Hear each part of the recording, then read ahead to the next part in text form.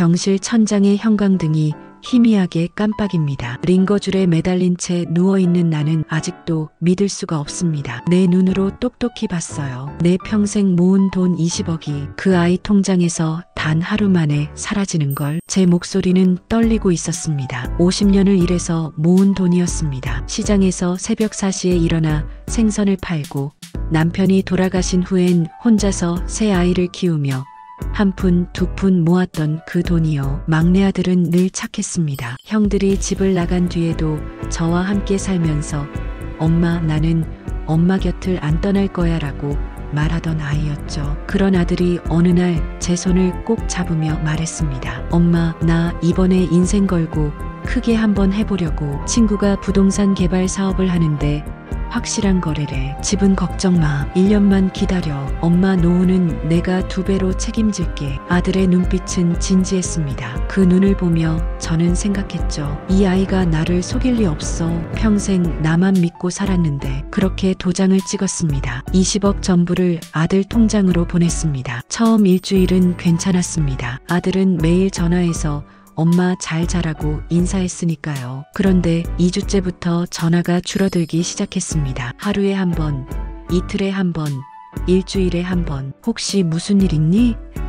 물어보면 엄마 요즘 일이 바빠서 나중에 전화할게 하고 끊었습니다. 그때부터 밤잠을 설치기 시작했습니다. 뭔가 이상했거든요. 아들의 목소리에서 여유가 사라졌고 통화할 때마다 조급함이 느껴졌습니다. 그러던 어느 날 새벽 3시 잠에서 깨 물을 마시러 가던 중 휴대폰이 울렸습니다. 며느리였습니다. 며느리는 결혼 후 한 번도 먼저 연락한 적이 없는 사람이었는데 새벽에 문자를 보낸 겁니다. 손이 떨리며 문자를 열었습니다. 어머니, 죄송합니다. 오빠가 그 돈을. 휴대폰이 바닥으로 떨어지며 철컥 소리를 냈습니다. 문자는 거기서 끝이었습니다. 나머지는 읽을 수가 없었죠. 손가락이 말을 듣지 않았으니까요. 다음날 아침 저는 은행으로 달려갔습니다. 제 통장 좀 확인해 주세요. 제 아들 계좌로 보낸 돈이요. 은행원의 표정이 굳어지는 게 보였습니다. 모니터를 보던 그녀가 조심스럽게 말했죠. 어머님, 이 계좌는 이미 잔액이 거의 없습니다. 입금 다음 날부터 여러 계좌로 분산 이체되었고 그 후 추적이 어려운 상태네요. 뭐라고요? 제가 소리를 지르자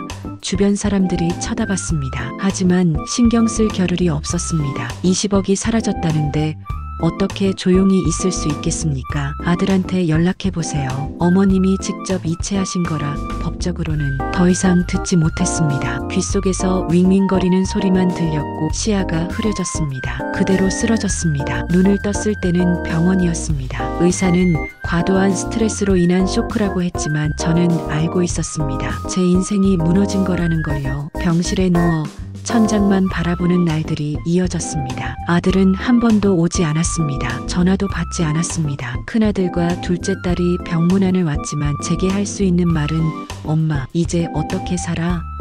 뿐이었습니다. 내가 바보였지. 늙어서 자식한테 이용당하고 이제 갈 곳도 없어. 그렇게 중얼거리며 눈물만 흘리던 어느 날 옆 병실에서 한 남자가 휠체어를 타고 들어왔습니다. 70대 중반쯤 돼 보이는 분이었는데 제가 우는 소리를 듣고 조심스럽게 말을 걸어왔습니다. 실례지만 힘든 일이 있으신가 봅니다. 괜찮으시다면 이야기 좀 들어드릴까요? 처음엔 거절하려 했습니다. 낯선 사람에게 제 창피한 이야기를 할 수는 없었으니까요. 하지만 그분의 눈빛이 묘하게 믿음직스러워서 결국 모든 걸 털어놨습니다. 이야기를 다 듣고 난 그분은 한참을 침묵하더니 말했습니다. 제가 30년간 검사로 일했습니다. 퇴직 후 몸이 안 좋아져서 여기 입원 중이지만 어르신, 아직 포기하시긴 이릅니다. 자금의 흐름을 추적하면 돈을 찾을 수 있을지도 모릅니다. 무슨 말씀이세요? 은행에서는 불가능하다고 했는데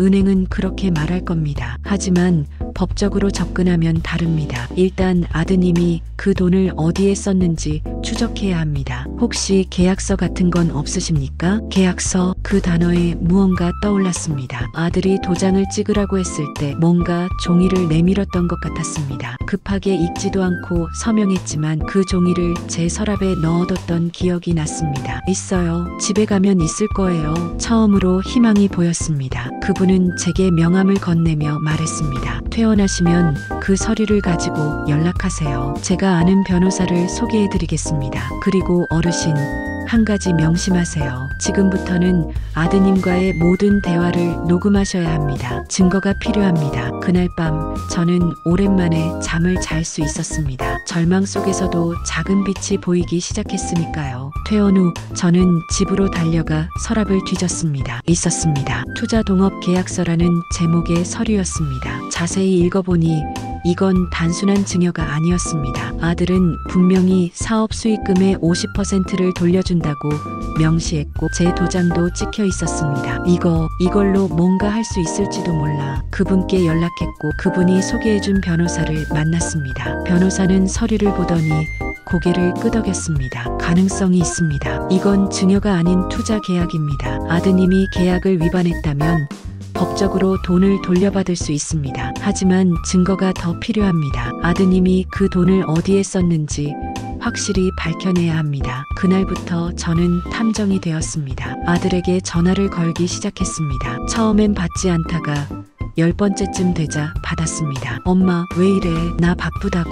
아들아, 엄마가 돈이 급해서 그러는데 조금만 돌려줄 수 있니? 녹음 버튼을 누른 채로 물었습니다. 아들의 대답은 충격적이었습니다. 엄마, 그 돈 이미 다 썼어. 사업 망했거든. 미안하지만 돌려줄 수 없어. 그리고 엄마가 나한테 준 거잖아. 계약서에도 써있고. 하지만 넌 수익금의 절반을 돌려준다고 했잖아. 사업이 망했다니까. 수익이 없는데 뭘 돌려줘? 엄마, 이제 그만 좀 해. 나도 힘들어. 전화가 끊겼습니다. 하지만 저는 웃고 있었습니다. 녹음이 됐으니까요. 사업 망했다는 말, 이미 다 썼다는 말 모두 녹음됐습니다. 변호사에게 녹음 파일을 보냈습니다. 그리고 그분의 도움으로 아들의 계좌 이동 내역을 추적하기 시작했습니다. 놀랍게도 돈은 사업이 아니라 주식 투자와 가상화폐 그리고 고급 외제차 구매에 쓰였습니다. 이제 준비가 됐습니다. 법정에서 만나야겠네요. 변호사의 말에 저는 고개를 끄덕였습니다. 이제 더 이상 우는 엄마가 아니었습니다. 제 돈을 되찾을 준비가 된 전사였습니다. 법원에서 날아온 소환장을 받은 아들은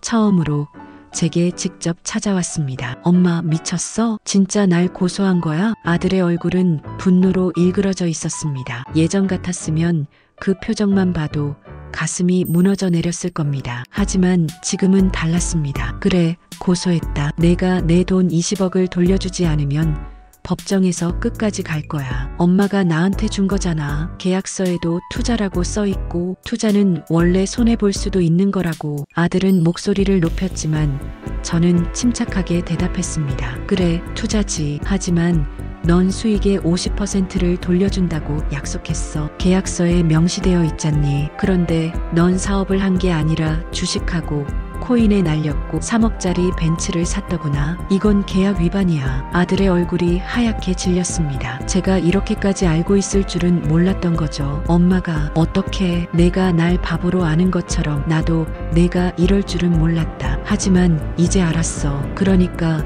법정에서 보자. 아들은 그날 이후 며느리를 앞세웠습니다. 며느리가 울면서 제게 전화했습니다. 어머니, 제발 고소를 취하해 주세요. 오빠가 감옥 가면 저희 애들은 어떡해요? 저희도 힘들어요. 힘들긴 나도 마찬가지야. 50년 모은 돈이 하루아침에 날아갔는데 내가 어떻게 살라고? 너희 애들 걱정하는 건 알겠는데 나는 늙은 엄마는 굶어 죽어도 상관없다는 거니? 며느리는 더 이상 할 말이 없었는지 전화를 끊었습니다. 그 후로 큰아들과 딸이 중재하려 했지만 저는 단호했습니다. 나도 살아야 돼. 이건 내 생존의 문제야. 첫 번째 재판날 법정에 들어서는 제 다리는 떨렸습니다. 하지만 검사 출신인 그분이 방청석에 앉아 힘을 실어주는 눈빛을 보내자 용기가 났습니다. 아들 측 변호사가 먼저 주장했습니다. 재판장님, 이 사건은 단순한 가족 간의 증여입니다. 어머니가 자발적으로 아들에게 돈을 준 것이고 투자 계약서는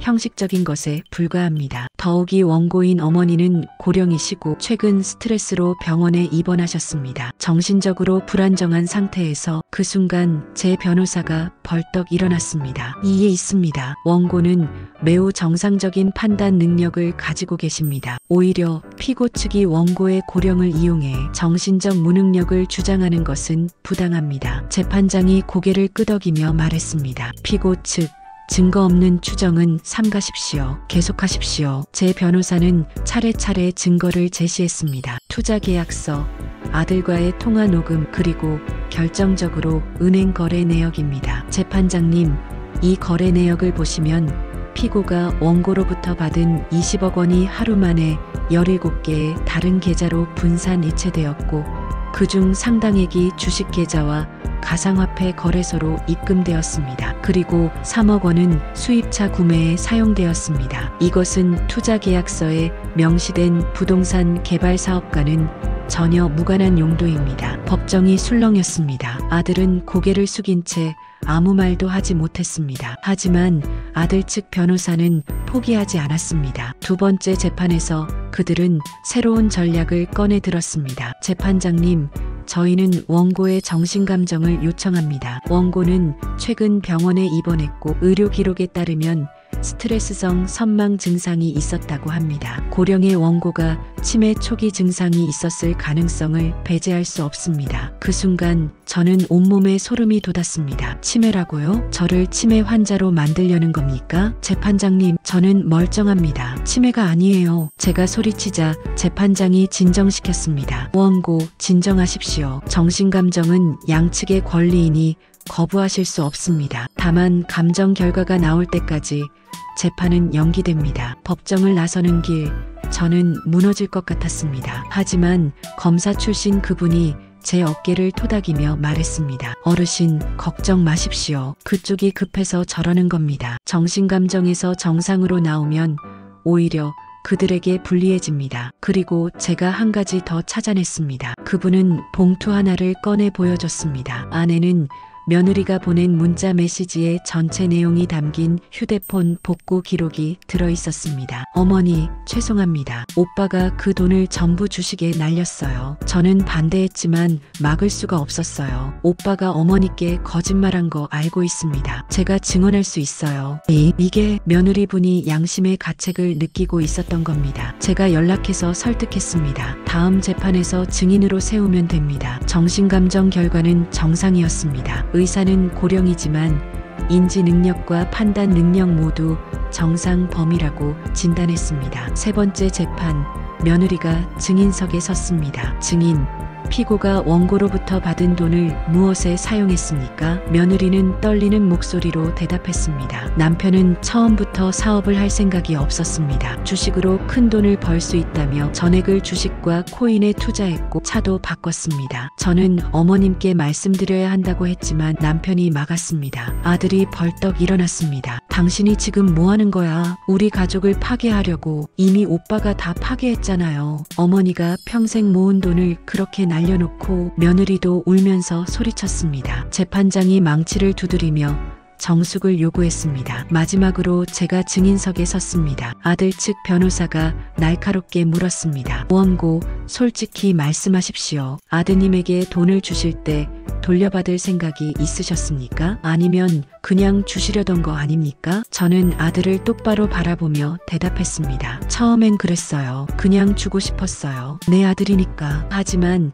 아들이 계약서를 내밀었고 엄마 노후는 내가 책임진다고 약속했어요. 그 약속을 믿었던 거죠. 근데 이제 보니 저는 아들에게 엄마가 아니라 그냥 ATM 기계였던 거더라고요. 제 목소리가 떨렸지만 끝까지 말했습니다. 내 손으로 자식을 고소하는 게 얼마나 고통스러운지 아십니까? 하지만 저도 살아야 해요. 더 이상 자식한테 이용당하며 살 순 없어요. 법정은 숙연해졌습니다. 재판장도 잠시 침묵했다가 말했습니다. 판결은 2주 후에 선고하겠습니다. 판결날 법정은 사람들로 가득 찼습니다. 가족 문제가 이렇게 공론화된 게 창피하기도 했지만 이제는 개의치 않았습니다. 제 인생이 걸린 문제였으니까요. 재판장이 판결문을 읽기 시작했습니다. 피고는 원고와 체결한 투자 계약을 명백히 위반했으며 계약서에 명시된 용도 외의 목적으로 금원을 사용했습니다. 또한 원고에게 사업 실패 사실을 고지하지 않고 연락을 회피한 점,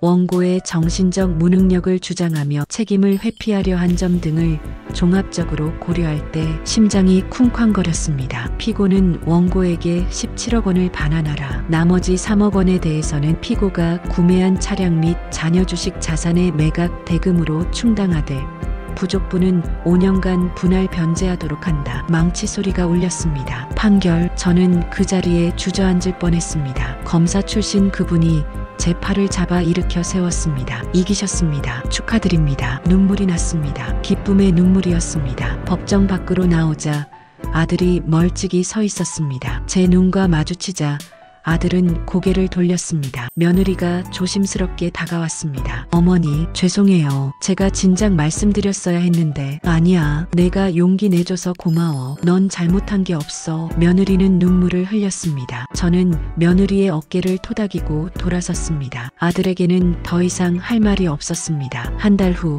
17억이 제 통장으로 돌아왔습니다. 나머지 3억은 아들이 차를 팔고 주식을 정리해서 2억을 보냈고 남은 1억은 5년간 나눠 갚기로 했습니다. 사실상 19억을 돌려받은 셈이었습니다. 1억의 손해가 있었지만 그래도 괜찮았습니다. 최소한 제 노후는 지킬 수 있었으니까요. 돈을 돌려받고 처음 한 일은 작은 아파트를 구하는 것이었습니다. 아들 집 근처도 아니고 그 어느 자식과도 관련이 없는 곳이었습니다. 혼자 살기에 딱 좋은 24평짜리 아파트였습니다. 이사한 첫날 밤 텅 빈 거실에 앉아 창밖을 바라봤습니다. 쓸쓸했지만 동시에 자유로웠습니다. 더 이상 자식 눈치를 보지 않아도 되고 누구에게 기대지 않아도 되는 제 공간이었습니다. 검사 출신 그분이 축하한다며 커피를 사들고 오셨습니다. 제 새 집을 둘러보시더니 흐뭇하게 웃으셨습니다. 잘하셨습니다. 이제 어르신만의 인생을 사시는 겁니다. 고맙습니다. 선생님 아니었으면 저는 그냥 포기하고 살았을 거예요. 아닙니다. 어르신이 포기하지 않으셨기에 가능한 일이었습니다. 이제 뭐 하고 싶으신 거 있으세요? 그 질문에 저는 잠시 생각했습니다. 뭘 하고 싶을까? 50년 동안 자식들만 생각하며 살았던 제가 이제는 저를 위해 살 수 있게 됐습니다. 도자기를 배우고 싶어요. 젊었을 때 한번 해보고 싶었는데 돈도 없고 시간도 없어서 못했거든요. 이제는 할 수 있을 것 같아요. 좋은 생각입니다. 구청의 노인대학에서 도자기 수업을 한다던데 등록해보세요. 일주일 후 저는 노인대학 도자기 반에 등록했습니다. 첫 수업날 물레를 돌리며 흙을 만지는 순간 이상하게 평온해졌습니다. 불완전한 모양으로 올라오는 그릇을 보며 웃음이 났습니다. 선생님, 이거 너무 삐뚤어졌는데요? 괜찮아요. 처음엔 다들 그래요. 계속하다 보면 나아질 거예요. 중요한 건 완벽한 그릇을 만드는 게 아니라 만드는 과정을 즐기는 거예요. 그 말이 가슴에 와닿았습니다. 인생도 그런 게 아닐까요? 완벽할 필요는 없습니다. 그저 제 속도로,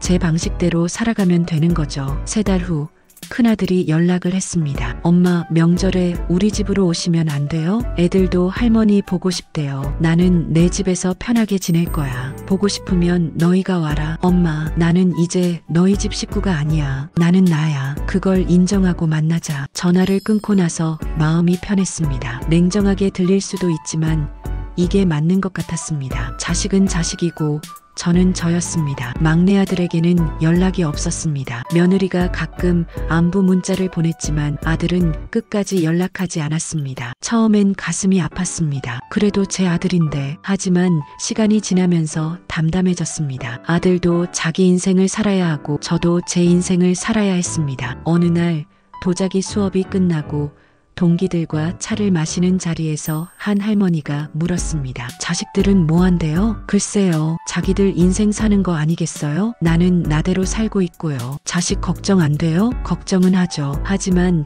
그게 제 인생의 전부는 아니에요. 그 대답을 하면서 깨달았습니다. 저는 정말로 변했습니다. 예전의 저라면 상상도 못했을 대답이었습니다. 6개월이 지났을 때 저는 제 첫 작품을 완성했습니다. 작은 찻잔이었는데 모양은 여전히 삐뚤었지만 제 손으로 만든 겁니다. 그 찻잔에 차를 따라 마시며 창밖을 바라봤습니다. 햇살이 따스했습니다. 제 작은 아파트, 제 손으로 만든 찻잔, 제가 선택한 하루, 이 모든 게 소중했습니다. 휴대폰이 울렸습니다. 며느리였습니다. 어머니, 오빠가 요즘 많이 힘들어해요. 일도 잘 안 되고 어머니 생각을 많이 하는 것 같아요. 그래, 그래도 나는 먼저 연락 안 할 거야. 그 아이가 진심으로 뉘우치고 먼저 찾아오면 그때 생각해 볼게. 알겠어요, 어머니. 어머니는 행복하세요? 그 질문에 저는 잠시 생각했습니다. 행복한가요? 응, 나는 지금 행복해. 처음으로 나를 위해 사는 기분이야. 전화를 끊고 다시 창밖을 바라봤습니다. 저 멀리 공원에서 노인들이 산책하는 모습이 보였습니다. 내일은 저도 저 공원을 걸어볼까요? 그리고 모레는 도자기 전시회에 가볼까요? 제 인생의 이막이 시작됐습니다. 자식을 위한 엄마가 아니라 저 자신을 위한 인생이었습니다. 테이블 위에는 제가 최근에 쓴 편지 한 통이 놓여 있었습니다. 아들에게 보낼지 말지 고민 중이었지만 일단 써두기만 했습니다. 아들아, 엄마는 내가 언젠가 깨닫기를 바란다. 사람은 누구나 자기 인생의 주인이어야 한다는 걸. 너는 내 인생의 주인이고 나는 내 인생의 주인이야. 엄마는 이제 널 용서했어. 하지만 다시는 예전처럼 돌아가진 않을 거야. 앞으로 당신 인생은 당신 몫이다. 그리고 내 인생은 내 몫이고. 편지를 봉투에 넣고 서랍에 넣었습니다. 언젠가 아들이 진심으로 찾아온다면 그때 전해주면 될 것 같았습니다. 저녁 노을이 창문으로 들어왔습니다. 아름다웠습니다. 저는 제 찻잔을 들고 발코니로 나갔습니다. 건배, 혼자 중얼거리며 차를 마셨습니다. 제 새로운 시작에, 제 자유에, 제 용기에 건배했습니다. 20억을 잃고 아들을 잃고 가족을 잃었지만 저는 가장 소중한 것을 되찾았습니다. 바로 저 자신을요.